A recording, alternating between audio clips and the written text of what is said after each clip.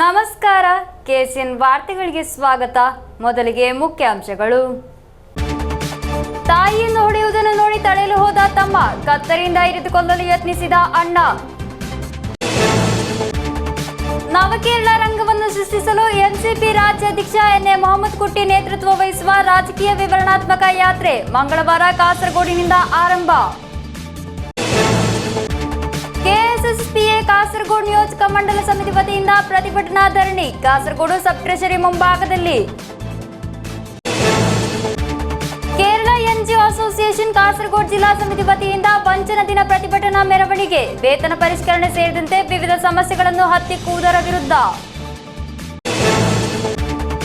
ಏತಡ್ಕ ಶ್ರೀ ಸದಾಶಿವ ದೇವಸ್ಥಾನದ ಪುನಃ ಪ್ರತಿಷ್ಠಾ ಅಷ್ಟಬಂಧ ಬ್ರಹ್ಮಕಲಶೋತ್ಸವ ಫೆಬ್ರವರಿ 11ರಿಂದ 16ರವರೆಗೆ.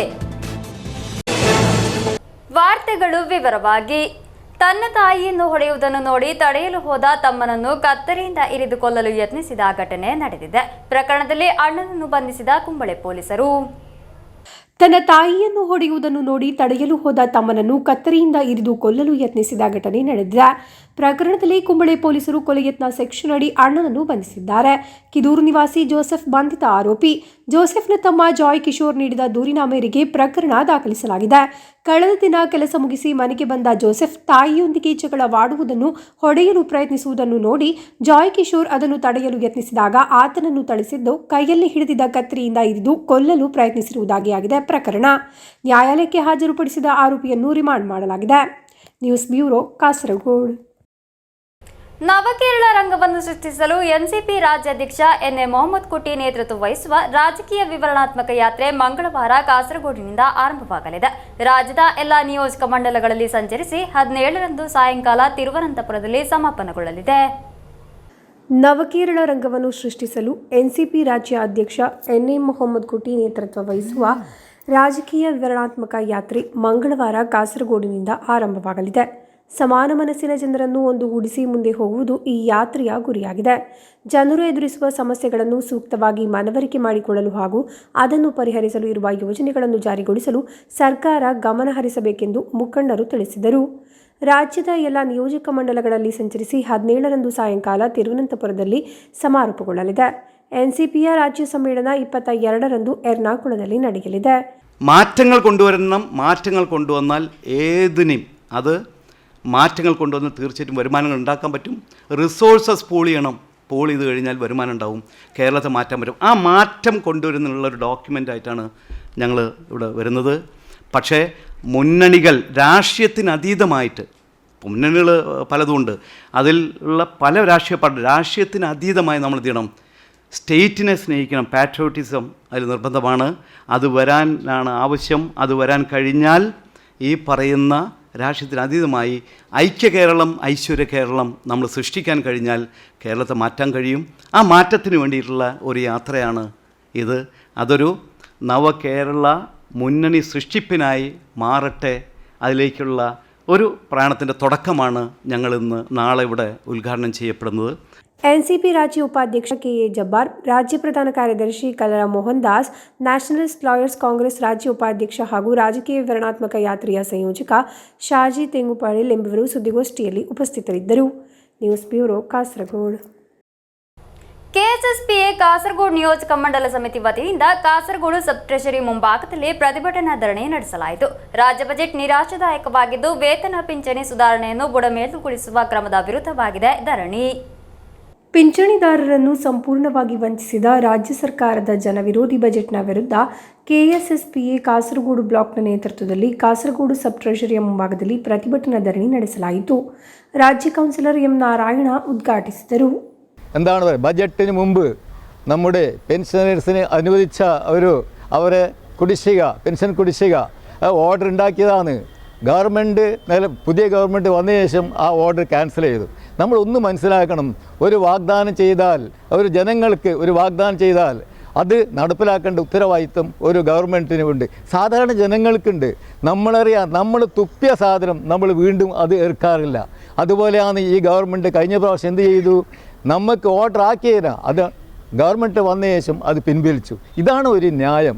ഒരു ഗവൺമെൻറ് ജനങ്ങളുടെ ക്ഷേമത്തിന് വേണ്ടിയിട്ടാണ് പ്രവർത്തിക്കേണ്ടത്.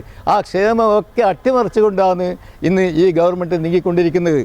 ನಿಯೋಜಕ ಮಂಡಲ ಜೊತೆ ಕಾರ್ಯದರ್ಶಿ ಕೆವಿ ಮುಕುಂದನ್ ಮಾಸ್ಟರ್ ಅಧ್ಯಕ್ಷತೆ ವಹಿಸಿದ್ದರು. ಜಿಲ್ಲಾ ಜೊತೆ ಕಾರ್ಯದರ್ಶಿ ಪಿ ಶಶಿಧರನ್ ಮಾಸ್ಟರ್, ಮಹಿಳಾ ಫಾರಂ ಜಿಲ್ಲಾಧ್ಯಕ್ಷೆ ವಿವಿ ಜಯಲಕ್ಷ್ಮಿ ಟೀಚರ್, ಮಹಿಳಾ ಕಾಂಗ್ರೆಸ್ ಜಿಲ್ಲಾ ಕಾರ್ಯದರ್ಶಿ Usha Arjun, KV Sujatha, KC Sushila, K Thilaka, Baby Sabitha, P Narayanan master, K Raveendran, K Thamban Nair, P A Pallikunhi, C H Babu, V Ashokan, K Krishnan Kallakatta ಮುಂತಾದವರು ಮಾತನಾಡಿದರು. ನಿಯೋಜಕ ಮಂಡಲ ಕಾರ್ಯದರ್ಶಿ ಸೀತಾರಾಮವಲ ಸ್ವಾಗತಿಸಿ ಕೋಶಾಧಿಕಾರಿ ಟಿಕೆ ಶಶಿಧರನ್ ಮಾಸ್ಟರ್ ಧನ್ಯವಾದವಿತ್ತರು. News bureau Kasaragod. ವೇತನ ಪರಿಷ್ಕರಣೆ ಸೇರಿದಂತೆ ವಿವಿಧ ಸಮಸ್ಯೆಗಳನ್ನು ಹತ್ತಿಕ್ಕುವುದರ ವಿರುದ್ಧ ಕೇರಳ ಎನ್ಜಿಒ ಅಸೋಸಿಯೇಷನ್ ಕಾಸರಗೋಡು ಜಿಲ್ಲಾ ಸಮಿತಿ ವತಿಯಿಂದ ವಂಚನಾ ದಿನ ಪ್ರತಿಭಟನಾ ಮೆರವಣಿಗೆ ನಡೆಸಲಾಯಿತು. ಕಾಸರಗೋಡು ಸಿವಿಲ್ ಸ್ಟೇಷನ್ ಮುಂಭಾಗದಲ್ಲಾಗಿತ್ತು ಪ್ರತಿಭಟನೆ. ബാലഗോപാലൻ ബഡ്ജറ്റ് ജീവനക്കാരെ വഞ്ചിച്ചു. ശമ്പള പരിഷ്കരണ നടപടിയില്ല.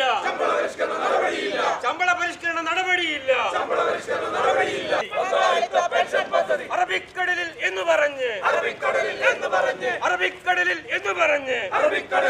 പറഞ്ഞ് പാവപ്പെട്ട ജീവനക്കാരെ പിടികളാക്കും സർക്കാരെ. ಬಜೆಟ್ನಲ್ಲಿ ನೌಕರರನ್ನು ನಿರ್ಲಕ್ಷಿಸಿರುವುದನ್ನು ಪ್ರತಿಭಟಿಸಿ ವಂಚನಾ ದಿನವನ್ನಾಗಿ ಆಚರಿಸಲಾಯಿತು. ಕೇರಳ ಎನ್ಜಿಒ ಅಸೋಸಿಯೇಷನ್ ಕಾಸರಗೋಡು ಜಿಲ್ಲಾ ಸಮಿತಿಯ ನೇತೃತ್ವದಲ್ಲಿ ನಡೆದ ವಂಚನಾ ದಿನಾಚರಣೆಯನ್ನು ರಾಜ್ಯ ಸೆಕ್ರೆಟರಿಯೇಟ್ ಸದಸ್ಯ ಜಾಯ್ ಫ್ರಾನ್ಸಿಸ್ ಉದ್ಘಾಟಿಸಿದರು. കഴിഞ്ഞ വർഷത്തെ വാഗ്ദാനം പാലിക്കാതെയാണ് പുതിയൊരു വാഗ്ദാനവുമായി മുന്നോട്ട് വന്നിരിക്കുന്നത്.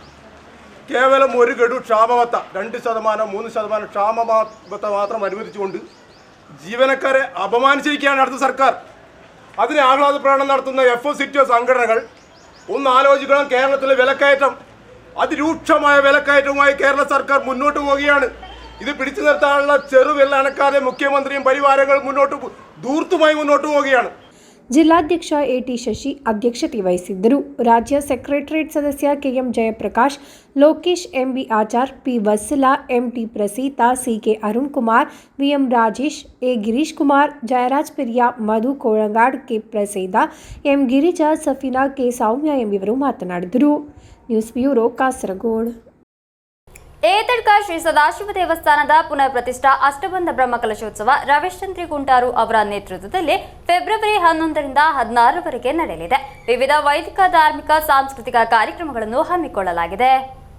ಏತಡ್ಕ ಶ್ರೀ ಸದಾಶಿವ ದೇವಸ್ಥಾನದ ಪುನರ್ ಪ್ರತಿಷ್ಠಾ ಅಷ್ಟಬಂಧ ಬ್ರಹ್ಮಕಲಶೋತ್ಸವ ಫೆಬ್ರವರಿ 11ರಿಂದ 16ರವರೆಗೆ ನಡೆಯಲಿದೆ.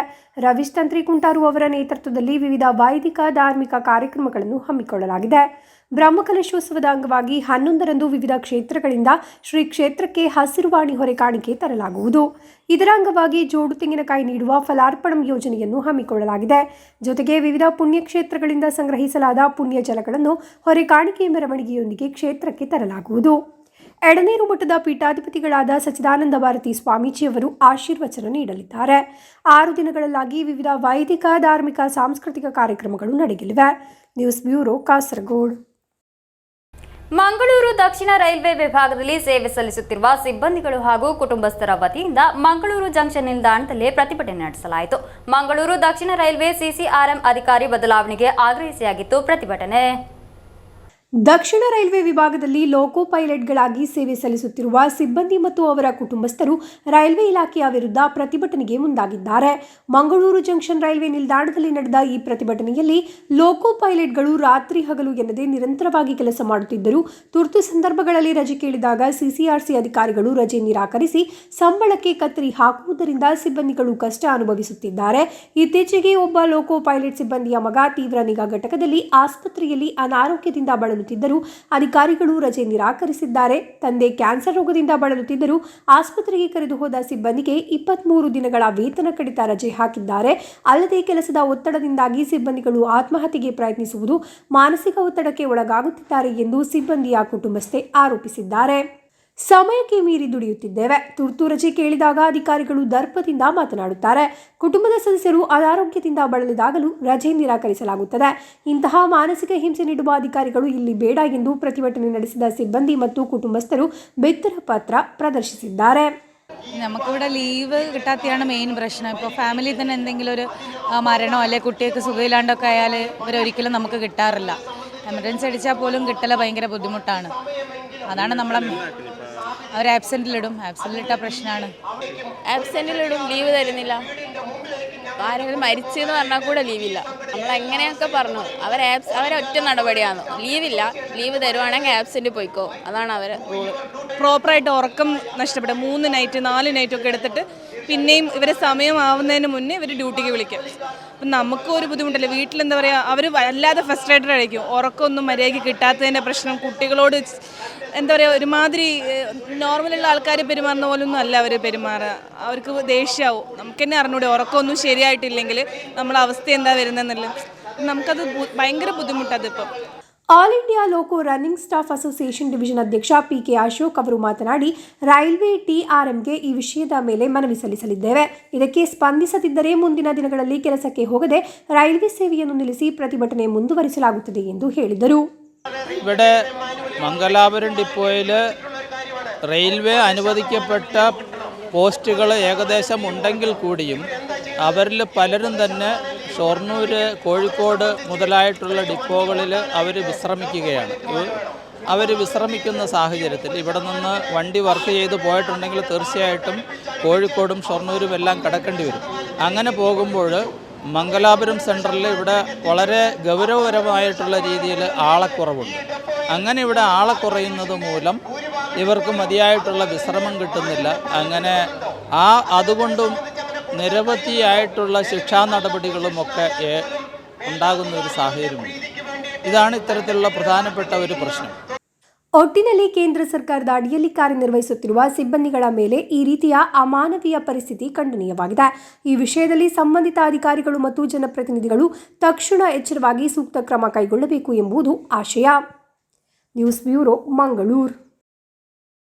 ಕಾಸರಗೋಡು ಶ್ರೀ ಪುರಂದರದಾಸ ಸಂಗೀತ ಕಲಾಮಂದಿರದ 21ನೇ ಸಂಕೀರ್ತನಾ ಆರಾಧನೋತ್ಸವ 2 ದಿನಗಳಲ್ಲಾಗಿ ಅದ್ದೂರಿಯಾಗಿ ನಡೆಯಿತು. ಪೇಟೆ ಶ್ರೀ ವೆಂಕಟರಮಣ ದೇವಸ್ಥಾನದ ವ್ಯಾಸ ಮಂಟಪದಲ್ಲಾಗಿತ್ತು ಕಾರ್ಯಕ್ರಮ. ಕಾಸರಗೋಡು ಶ್ರೀ ಪುರಂದರದಾಸ ಸಂಗೀತ ಕಲಾಮಂದಿರದ 21ನೇ ಸಂಕೀರ್ತನಾ ಆರಾಧನೋತ್ಸವ ಪೇಟೆ ಶ್ರೀ ವೆಂಕಟರಮಣ ದೇವಸ್ಥಾನದ ವ್ಯಾಸ ಮಂಟಪದಲ್ಲಿ ಅದ್ದೂರಿಯಾಗಿ ಜರುಗಿತು. ಶನಿವಾರ ಬೆಳಗ್ಗೆ ಡಾಕ್ಟರ್ ಕೆಎನ್ ವೆಂಕಟರಮಣ ಹೊಳ್ಳ ದೀಪ ಪ್ರಜ್ವಲಿಸಿ ಕಾರ್ಯಕ್ರಮವನ್ನು ಉದ್ಘಾಟಿಸಿದರು. ಸಂಸ್ಥೆಯ ಸಂಸ್ಥಾಪಕರಾದ ಕಲ್ಮಾಡಿ ಸದಾಶಿವ ಆಚಾರ್ಯ ಉಪಸ್ಥಿತರಿದ್ದರು. 2 ದಿನಗಳಲ್ಲಾಗಿ ವಿವಿಧ ಸಂಗೀತಗಾರರಿಂದ ಸಂಗೀತ, ಕೊಳಲು ವಾದನ, ಹಾಡುಗಾರಿಕೆ, ವೀಣಾ ವಯಲಿನ್ ದ್ವಂದ್ವ ಕಚೇರಿ, ಪಂಚರತ್ನ ಕೀರ್ತನೆ ಮತ್ತು ಉತ್ಸವ ಸಂಪ್ರದಾಯ ಕೀರ್ತನಾರ್ಚನೆ, ವಯಲಿನ್ ಕಚೇರಿ ಮುಂತಾದ ಕಾರ್ಯಕ್ರಮಗಳು ನಡೆದವು.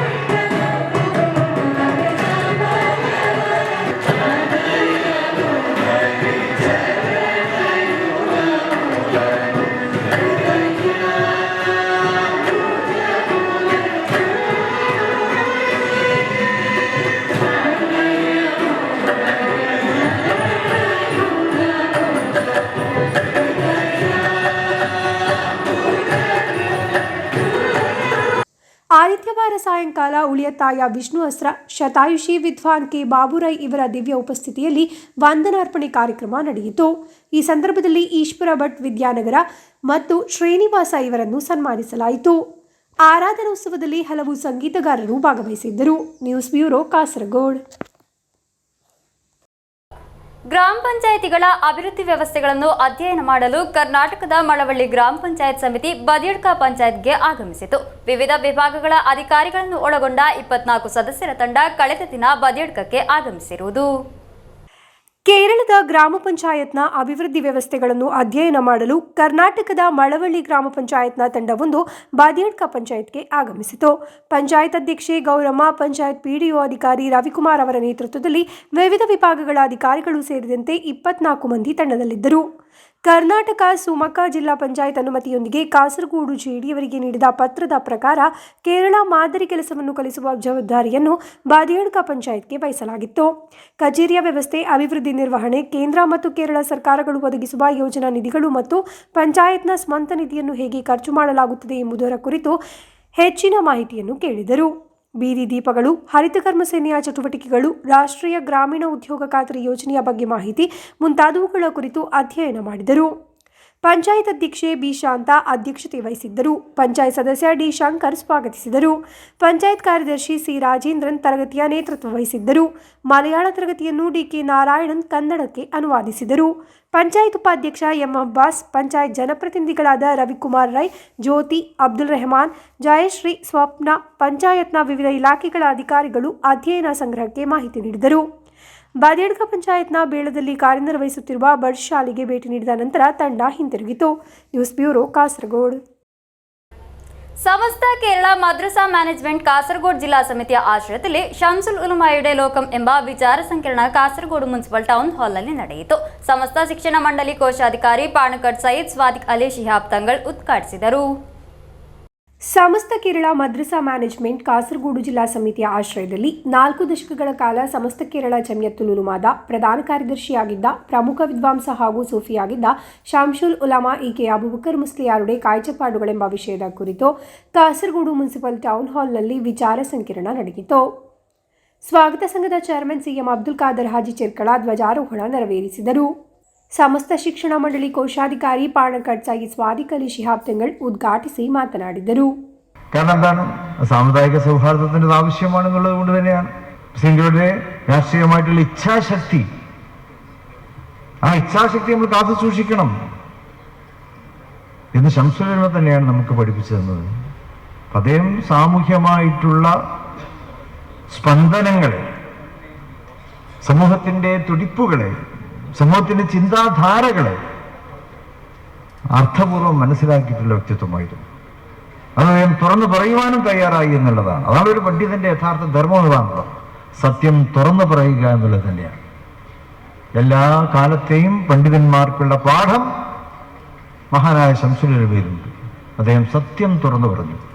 ಜಿಲ್ಲಾಧ್ಯಕ್ಷ ಎಂಎಸ್ ತಂಗಳ್ ಮದನಿ ಒಳಮುಂಡ ಅಧ್ಯಕ್ಷತೆ ವಹಿಸಿದ್ದರು.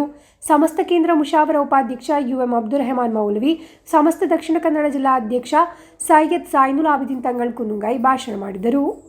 ಜಿಲ್ಲಾ ಪ್ರಧಾನ ಕಾರ್ಯದರ್ಶಿ ರಾಶಿದ್ ಬೆಳಿಂಜ ಪ್ರಾಸ್ತಾವಿಕ ಮಾತನಾಡಿದರು. ಸಮಸ್ತ ಕೇಂದ್ರ ಮುಷಾವರ ಸದಸ್ಯ ಅಬ್ದುಲ್ ಸಲಾಂ ದಾರಿಮಿ ಆಲಂಪಾಡಿ ಹಾಗೂ ಜಿಎಂ ಸಲಾಹುದ್ದೀನ್ ಫೈಜಿ ಬಳಪುಳ, ರಾಫಿಕ್ ಜಕರಿಯಾ ಫೈಜಿ, ಮುನೇರ್ ಹುದವಿ ಮುಂತಾದವರು ವಿಚಾರ ಸಂಕಿರಣ ಮಂಡಿಸಿದರು. ಸಮಸ್ತ ಜಿಲ್ಲಾ ಮುಷಾವರ ಸದಸ್ಯರು, ರಾಜಕೀಯ, ಸಾಮಾಜಿಕ, ಸಾರ್ವಜನಿಕ ಕ್ಷೇತ್ರದ ಗಣ್ಯ ವ್ಯಕ್ತಿಗಳು ಭಾಗವಹಿಸಿದ್ದರು. News bureau, Kasaragod. ಚೆರ್ಕಳ ಅಬ್ದುಲ್ಲಾ ತುಳುನಾಡಿಂಡೆ ಪುರುಷನ್ ಎಂಬ ಹೆಸರಿನಲ್ಲಿ ದುಬೈ ಮಲಬಾರ್ ಕಲಾ ಸಾಂಸ್ಕೃತಿಕ ವೇದಿ ವತಿಯಿಂದ ಮಾರ್ಚ್ 2ನೇ ವಾರ ಆಯೋಜಿಸಲಾಗುವ 16ನೇ ರಂಜಾನ್ ರಿಲೀಫ್ 2025ರ ಬ್ರೋಷರ್ ಬಿಡುಗಡೆ ನಡೆಯಿತು. ಕುಡುವತ್ ಸಾದತ್ ಕುಂಬೋಳ್ ಸೈಯದ್ ಕೆಎಸ್ ಅಟಕೋಯ ತಂಗಳ್ ಬ್ರೋಷರ್ ಬಿಡುಗಡೆ ಮಾಡಿದರು. ಚೆರ್ಕಳ ಅಬ್ದುಲ್ಲಾ ತುಳುನಾಡಿಂಡೆ ಪುರುಷನ್ ಎಂಬ ಹೆಸರಿನಲ್ಲಿ ದುಬೈ ಮಲಬಾರ್ ಕಲಾ ಸಾಂಸ್ಕೃತಿಕ ವೇದಿ ವತಿಯಿಂದ ಮಾರ್ಚ್ 2ನೇ ವಾರ ಆಯೋಜಿಸಲಾಗುವ 16ನೇ ರಂಜಾನ್ ರಿಲೀಫ್ 2025ರ ಬ್ರೋಷರ್ ಬಿಡುಗಡೆ ನಡೆಯಿತು. ಕುಡುವತ್ ಸಾದತ್ ಕುಂಬೋಳ್ ಸೈಯದ್ ಕೆಎಸ್ ಅಟಕೋಯ ತಂಗಳ್ ಬ್ರೋಷರ್ ಬಿಡುಗಡೆ ಮಾಡಿ ಮಾತನಾಡಿದರು. ಕುಂಬೋಳ್ ಮುಸ್ಲಿಂ ವಲಯ ಜಮಾತ್ ಅಧ್ಯಕ್ಷ ಪಿಕೆ ಮುಸ್ತಾಫಾ ಹಾಜಿ, ನಾಸರ್ ಚೆರ್ಕಳ, ಸೈಯದ್ ಬದ್ರುದ್ದೀನ್ ತಂಗಳ್ ಎಂಬಿವರು ಸ್ವೀಕರಿಸಿದರು. ಜನರಲ್ ಕನ್ವೀನರ್ ಅಶ್ರಫ್ ಕಾರ್ಲಾ ಸ್ವಾಗತಿಸಿದರು. Aziz Marike, AK Arif, TM Shuhaib Mogral, Nasar Mogral, KM Abbas Arikady, Abdul Rehman Batheri, A Abdulla Haji Bannangulam ಉಪಸ್ಥಿತರಿದ್ದರು. News bureau, Kasaragod. ಬಲ್ಯಾಯ ಯಾನೆ ಕಣಿಶನ್ ಮಹಾಜನ ಸಂಘದ ಆಶ್ರಯದಲ್ಲಿ 70ನೇ ವರ್ಷದ ವಾರ್ಷಿಕೋತ್ಸವ ಹಾಗೂ ಕುಟುಂಬ ಸಂಗಮ ಆಯೋಜಿಸಲಾಯಿತು. ಮಂಗಳೂರು ಮಹಾನಗರ ಪಾಲಿಕೆ ಅಭಿವೃದ್ಧಿ ಸ್ಥಾಯಿ ಸಮಿತಿ ಚೇರ್ಪರ್ಸನ್ ವೀಣಮಂಗಳ ಮುಖ್ಯ ಅತಿಥಿಯಾಗಿ ಭಾಗವಹಿಸಿದ್ದರು. ಬಲ್ಯಾಯ ಯಾನೆ ಕಣಿಶನ್ ಮಹಾಜನ ಸಂಘ ಮಂಗಳೂರು ಯುವಜನ ವಿಭಾಗ, ಮಹಿಳಾ ವಿಭಾಗದ ಸಂಯುಕ್ತ ಆಶ್ರಯದಲ್ಲಿ ಸಂಘಟನೆಯ 70ನೇ ವರ್ಷದ ವಾರ್ಷಿಕೋತ್ಸವವನ್ನು ಮಂಗಳೂರು ಟೌನ್ ಹಾಲ್ನಲ್ಲಿ ಆಚರಿಸಲಾಯಿತು. ಇದರ ಅಂಗವಾಗಿ ಕುಟುಂಬ ಸಂಗಮ ಆಯೋಜಿಸಲಾಯಿತು. ಜಯಂತಿ ವಿಶ್ವನಾಥ್ ಬಲ್ಯಾಯ ದೀಪ ಬೆಳಗಿಸಿ ಉದ್ಘಾಟಿಸಿದರು. ಮಂಗಳೂರು ಮಹಾನಗರ ಪಾಲಿಕೆ ಅಭಿವೃದ್ಧಿ ಸ್ಥಾಯಿ ಸಮಿತಿ ಚೇರ್ಪರ್ಸನ್ ವೀಣಾ ಮಂಗಳ ಮುಖ್ಯ ಅತಿಥಿಯಾಗಿ ಭಾಗವಹಿಸಿದ್ದರು. ಬಲ್ಯಾಯ ಕಣಿಷನ್ ಮಂಗಳೂರು ವಿಭಾಗದ ಅಧ್ಯಕ್ಷೆ ಉಮಾಲಕ್ಷ್ಮಿ ಕುಡುಪು ಅಧ್ಯಕ್ಷತೆ ವಹಿಸಿದ್ದರು. ಕಾಸರಗೋಡು ಜಿಲ್ಲಾ ಜಿಎಸ್ಟಿ ವಿಭಾಗದ assistant commissioner Rajendra Kuntaru, engineer K Satish Shetty, cinema ನಟ ವಿನಿತ್ ಕುಮಾರ್, ನಾಗರಾಜ್ ಬಜಾಲ್, ಸತೀಶ್ ಬಲ್ಲಾಯ ಸವಣೂರು, ಪಿವಿ ಅರುಣ್ ಕುಮಾರ್, ಮಮತಾ ಗಣೇಶ್ ಪಂಡಿತ್ ಬಜಾಲ್, ಅರವಿಂದ್ ಪಂಡಿತ್ ಪೆರ್ಮಂಕಿ ಎಂಬುವರು ಮಾತನಾಡಿದರು. ವಿವಿಧ ವಲಯಗಳಲ್ಲಿ ಸಾಧನೆ ಮಾಡಿದ ಉನ್ನತ ವ್ಯಕ್ತಿಗಳನ್ನು, ವಿವಿಧ ಪರೀಕ್ಷೆಗಳಲ್ಲಿ ಉನ್ನತ ಅಂಕ ಗಳಿಸಿದ ಮಂಗಳೂರು, ಕಾಸರಗೋಡು, ಉಡುಪಿ, ಪುತ್ತೂರು ಎಂಬಿಡಿಗಳ ಸಮುದಾಯದ ವಿದ್ಯಾರ್ಥಿಗಳನ್ನು ಗೌರವಿಸಲಾಯಿತು. ಸುಬ್ರಹ್ಮಣ್ಯ ಕಾಸರಗೋಡು ಸ್ವಾಗತಿಸಿದರು. ಕುಟುಂಬ ಸಂಗಮದ ಭಾಗವಾಗಿ ವಿವಿಧ ಕಲಾ ಕಾರ್ಯಕ್ರಮಗಳನ್ನು, ಸ್ಪರ್ಧೆಗಳನ್ನು ಆಯೋಜಿಸಲಾಯಿತು. News bureau, Kasaragod. ಕೊನೆಯಲ್ಲಿ ಮತ್ತೊಮ್ಮೆ ಮುಖ್ಯಾಂಶಗಳು. ತಾಯಿಯನ್ನು ಹೊಡೆಯುವುದನ್ನು ನೋಡಿ ತಡೆಯಲು ಹೋದ ತಮ್ಮ, ಕತ್ತರಿಯಿಂದ ಇರಿದುಕೊಳ್ಳಲು ಯತ್ನಿಸಿದ ಅಣ್ಣ. ನವಕೇರಳ ರಂಗವನ್ನು ಸೃಷ್ಟಿಸಲು ಎನ್ಸಿಪಿ ರಾಜ್ಯಾಧ್ಯಕ್ಷ ಎನ್ಎ ಮೊಹಮ್ಮದ್ ಕುಟ್ಟಿ ನೇತೃತ್ವ ವಹಿಸುವ ರಾಜಕೀಯ ವಿವರಣಾತ್ಮಕ ಯಾತ್ರೆ ಮಂಗಳವಾರ ಕಾಸರಗೋಡಿನಿಂದ ಆರಂಭ.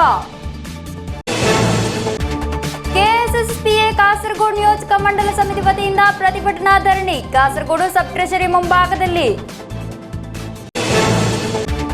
ಕೇರಳ ಎನ್ಜಿಒ ಅಸೋಸಿಯೇಷನ್ ಕಾಸರಗೋಡು ಜಿಲ್ಲಾ ಸಮಿತಿ ವತಿಯಿಂದ ವಂಚನ ದಿನ ಪ್ರತಿಭಟನಾ ಮೆರವಣಿಗೆ, ವೇತನ ಪರಿಷ್ಕರಣೆ ಸೇರಿದಂತೆ ವಿವಿಧ ಸಮಸ್ಯೆಗಳನ್ನು ಹತ್ತಿಕ್ಕುವುದರ ವಿರುದ್ಧ. ಏತಡ್ಕ ಶ್ರೀ ಸದಾಶಿವ ದೇವಸ್ಥಾನದ ಪುನರ್ ಪ್ರತಿಷ್ಠಾ ಅಷ್ಟಬಂಧ ಬ್ರಹ್ಮಕಲಶೋತ್ಸವ ಫೆಬ್ರವರಿ 11ರಿಂದ 16ರವರೆಗೆ. ಇಂದಿನ ವಾರ್ತಾ ಸಂಚಿಕೆಗೆ ಮುಕ್ತಾಯವಾಯಿತು. ಮುಂದಿನ ವಾರ್ತಾ ಸಂಚಿಕೆಗೆ ಭೇಟಿಯಾಗೋಣ. ವಂದನೆಗಳು.